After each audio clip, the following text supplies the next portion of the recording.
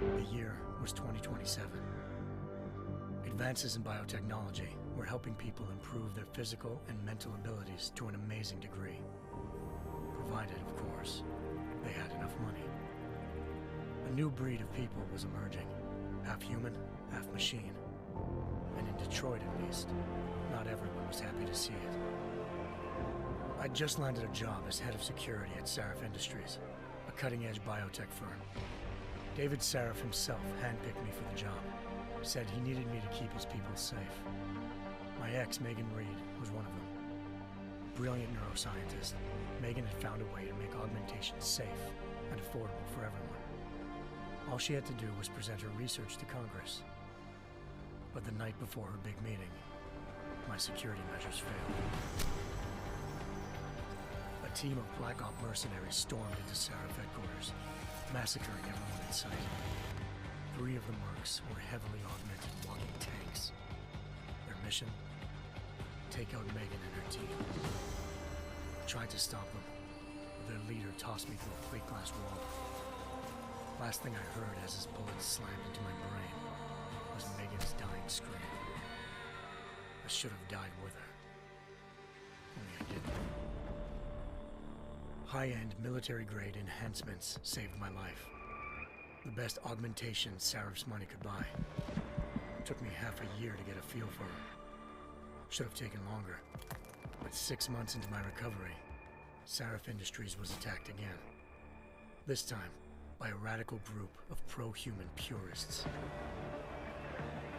Violent, militant, and fanatically opposed to human augmentation. They claimed to be members of Humanity Front, a non-profit organization that wanted the UN to limit biotechnology research.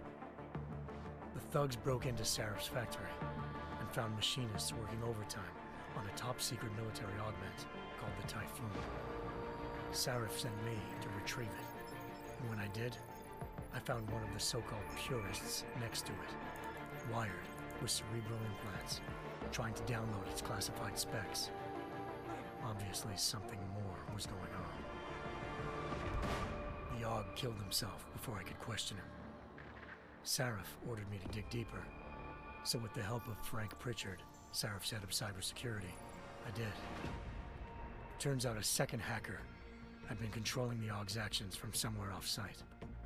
Pritchard and I tracked his signal to a secret FEMA internment camp in Detroit. The Black Op mercenaries were there. The same mercs who'd left me for dead 6 months before. Figured they'd try again when they saw me. Wasn't so easy for them this time. I took out the tank named Barrett, even got him to give me a new lead. A penthouse apartment in China. Of course, we both knew it would be a trap in the end.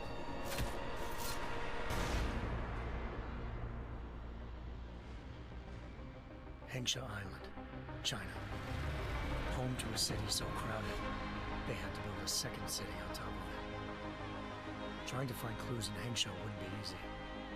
Lucky for me, I wasn't alone. Farida Malik, Sarif Industries' ace pilot, had lived in Hengsha before. A good person to have on your side. She knew enough about the place to get me around. Malik dropped me in the lower city, close to the penthouse Barrett had told me about. Bell Tower Associates, a private security firm under contract to the Chinese government, had agents tossing the suite when I arrived.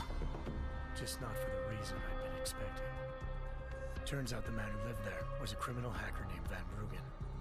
The same hacker who'd been remotely controlling the AUG in Sarif's factory.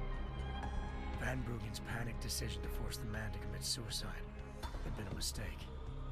Now his mercenary partners were gunning for him, and I needed to find him before they did. Locating Van Bruggen meant playing nice with the Triads, Hengsha's organized crime lords. They had the hacker holed up inside a low-rent capsule hotel. By the time I found him, Van Bruggen had no qualms giving up the woman who hired him. Zhao Yunru, president of the Taiyang Medical Corporation. According to Van Bruggen, Zhao wanted to monopolize the augmentation industry and had hired Black Op mercenaries to destabilize her competition. Sarif Industries was at the top of her list. To prove this, I needed to get inside TYM and grab a surveillance hologram off a server. I suspected Van Bruggen was hiding something when he told me this, but nothing could have prepared me for what I saw. Megan wasn't dead. She and her 4 best researchers had been kidnapped, spirited away somewhere while their kidnappers made it look like they were dead. Desperate to learn more, I confronted Zhao in her penthouse. She claimed to be a pawn in a bigger plan, and hinted at a group so powerful it controlled global interests at a whim. Then she slipped into a panic room and hit the alarm, forcing me to make a very quick exit. I figured Zhao was lying, but part of her confession made sense. David Sarif had been worried about his people. So worried, he'd required all of them to have subdermal locator devices surgically implanted. The GPLs would have been broadcasting the day of the attack. But Zhao said a single call to Picus, the world's leader in global 24-hour satellite news, had turned those signals off. I needed to fly to Picus headquarters in Montreal if I wanted to learn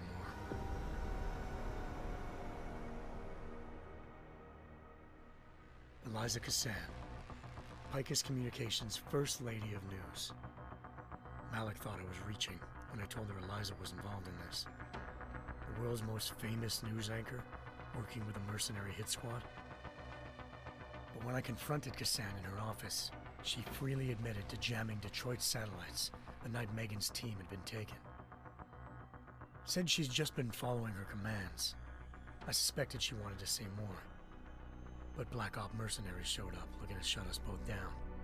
And just like that, the Eliza I'd been talking to disappeared.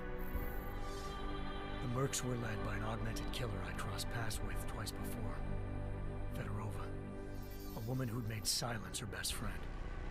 She waited for me to track Eliza's transmission to a secret server room underneath the Picus complex, then jumped me from behind. A deadly fight ensued.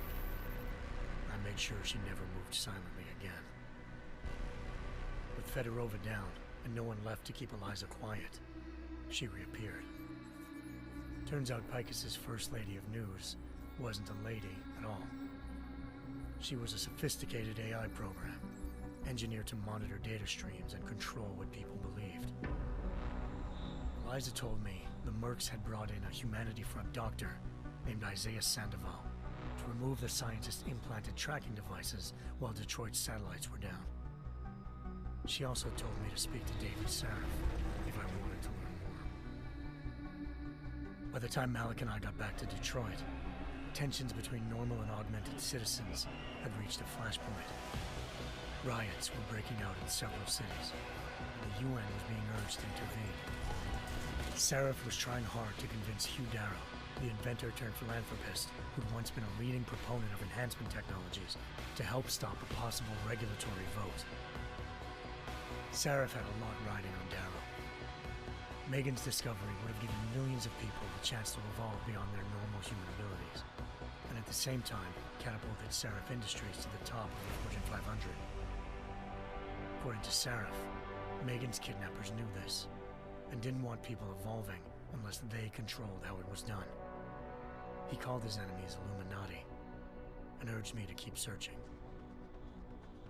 Determined to do so, I tracked down Sandoval via America's most outspoken augmentation opponent, Bill Taggart, Sandoval's boss and founder of Humanity Front.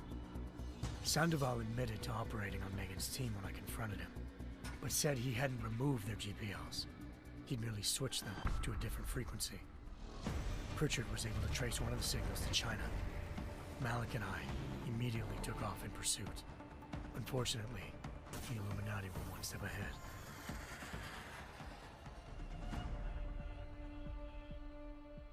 Ambushed. Shot out of the sky by Bell Tower Associates, seconds after entering Hengsha's airspace. Malik's piloting skills saved me. After a tense and bitter struggle, I escaped into Lower Hengsha. The tracking signal I was following led straight to the Triads, or more specifically, to the augmented arm of Tong Si-hung, leader of a gang of augmentation harvesters. Tong said they'd taken the arm off a corpse, which Bell Tower had left at their door, meaning at least one of Sarif's scientists was dead. Maybe not the rest of them, though. Tong pointed me to a port used for human trafficking and helped me slip aboard a bell tower ship. It was sailing to Rifleman Bank Station, a military base in the South China Sea. Bell Tower was holding kidnapped civilians as prisoners there, and using them to perfect the Chiron Project, a human-computer interface that left most of its test subjects dead. My search for Megan would have ended then, if not for a mysterious ally named Quinn. In exchange for my help exposing Bell Tower, he slipped me aboard a second ship headed to Singapore and an Illuminati-run biotech facility called Omega Ranch. 3 of Seraph's scientists were there, forced by their captors to create a technology capable of remotely shutting down augmented abilities. Thanks to an emergency recall notice issued by the World Health Organization, millions of people all over the world already had the biochip installed. With the help of the scientists, I tracked Megan to a private section of the ranch.